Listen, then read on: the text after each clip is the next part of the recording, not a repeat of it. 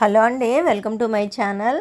నేనైతే ఈరోజు బంగాళదుంప దొండకాయ ఫ్రై చేస్తున్నానండి. ఇదేంటి దొండకాయ బంగాళదుంప ఫ్రై అనుకుంటున్నారా?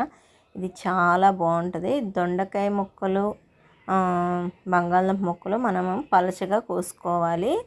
అటు మందంగా కాదు, ఇటు పలచగా కాదు, అలా మీడియంలా కోసుకోవాలన్నమాట. తర్వాత పొయ్యి మీద పాన్ పెట్టుకొని సరిపడా ఆయిల్ అయితే పోసుకోవాలి. పోసుకున్నాక తాలింపు గింజలు, కరివేపాకు, ఉల్లిపాయ ముక్కలు వేసి బాగా వేయించుకున్నాక ఫస్ట్ అయితే బంగాళదుంపలు వేయాలి. ఎందుకంటే దుంప బాగా మగ్గాలి కదా. దుంపలు సగం మగ్గిన తర్వాత మనం దొండకాయ ముక్కలు అయితే వేసుకోవాలన్నమాట. ఇవి డీప్ ఫ్రై చేసుకుంటే ఇంకా బాగుంటుందండి. కాకపోతే డార్క్గా వేపుడు చేసినవి తినకూడదు అంటున్నారు కాబట్టి అంత బాగా డీప్ ఫ్రై చేయలేదన్నమాట. నార్మల్ ఫ్రై అయితే చేశాను. పసుపు, ఉప్పు, అల్లం పేస్ట్ వేసుకోవాలండి. అల్లం పేస్ట్ వేసుకుంటాం వల్ల మంచి టేస్ట్, ఫ్లేవర్ వస్తుంది. ఇప్పుడు కూర అంతా మగ్గిపోయి ఫ్రై అయిపోయినాక మనం కారం అయితే వేసుకోవాలి.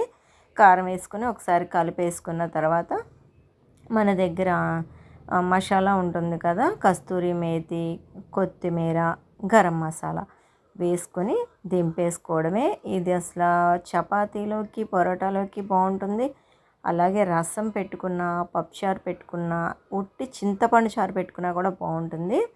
మీకు ఈ కర్రీ మీరు ఇంట్లో ట్రై చేయండి, చాలా బాగుంటుంది.